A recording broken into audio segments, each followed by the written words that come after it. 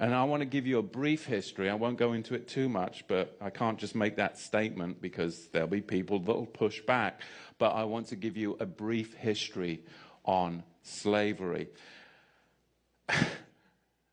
I was just amazed, I got to tell you. I mean, when you come to America and you talk to people about slavery, you can talk to black people about slavery, white people about slavery, and they'll give you all this history on slavery, and it only goes back to the 16th and the 17th century. And you're like, don't they teach you the history of slavery? Why? Ask the bloody question. Why are they only teaching you the history of slavery as far back as the 16th and the 17th century? Why are they only going that far back? Because they don't want you to go farther back than that, because then you'll actually find out the truth. But from the 16th and 17th century, we'll teach you about slavery.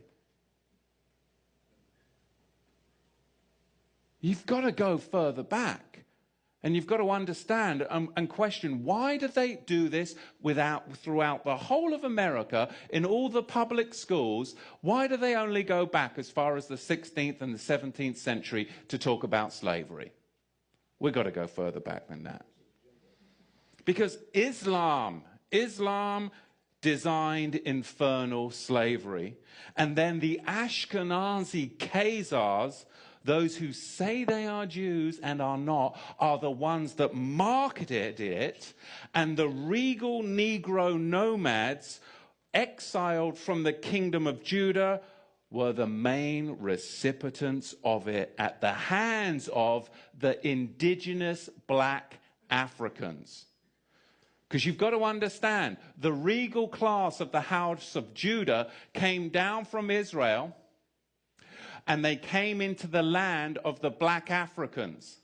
And the black Africans resented the regal class of the house of Judah in their land, because they had laws, they had customs, they had civility, and they were a regal class of Negro that came down into Africa. And later on, it was the Ashkenazi, the Islamic slave traders as well, that then worked together with the indigenous black Africans to enslave the regal house of Judah. This is what we've got to understand, but you've got to go back before the 16th century to understand the roots of it. So we're going to see, as we dig into this, where this slavery came from, because it was really a system that was very, very well crafted.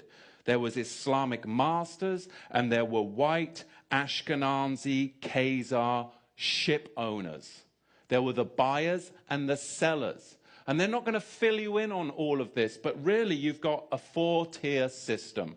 Number one, you have the Negro nomads that were exiled from the kingdom of Judah.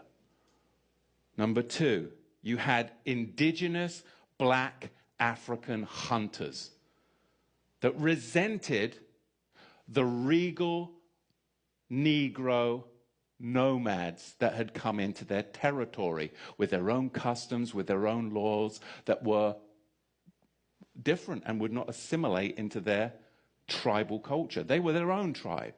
They were the regal house of Judah.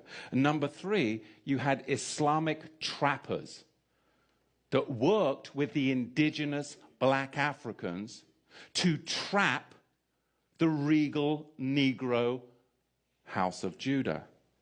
And then you had them sell them to the Ashkenazi ship merchants, along with many Portuguese and British Ashkenazi. You see, it's just like Al-Qaeda today. Or is it ISIS? Or is it ISIL? Or is it IS? I mean, right? Let's just change the name as much as possible to throw you all off so you really don't know what's going on. Let's keep switching the identity to hide the people. Why don't we just keep renaming you? Are you Negro? Oh, no, no, no, you're not Negro. No, no, no, you're colored. No, no, no, no, no, you're not colored. You're African American. And this is what they name you. The slavers name you this. Because I know a white guy who grew up in South Africa. And he now lives in America.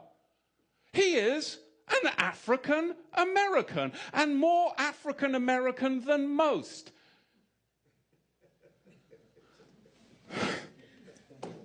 Do you see how African American is a misnomer? It's a misnomer.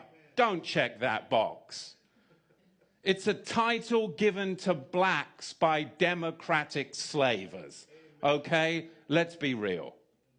They want you to check the box, just like they want the Anglo-Saxon to check the Caucasian box. It's not true.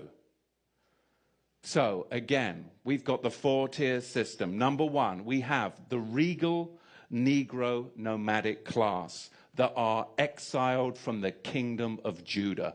They are their own royal tribe in Africa. Then, number two, we have the native black African trackers.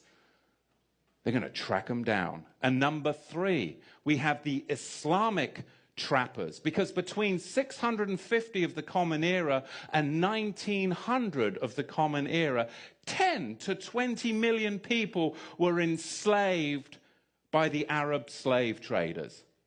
Over 20 million enslaved Africans were delivered through the Trans-Sahara route to the Islamic world. Can you get your head around that? That's not even touching the Americas. Over 80 million more blacks died at the hands of Islam en route. And number four, we have Ashkenazi Khazar Jewish ship merchants. And of course, the Portuguese and the British Ashkenazi were the main buyers.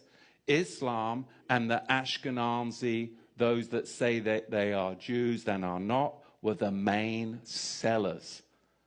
Does that make sense? You've got to dig into this further. We have the two tiers right there. We have the Islamic trappers, and then we have the Ashkenazi ship merchants. You see, the Romans, they were globalist slavers.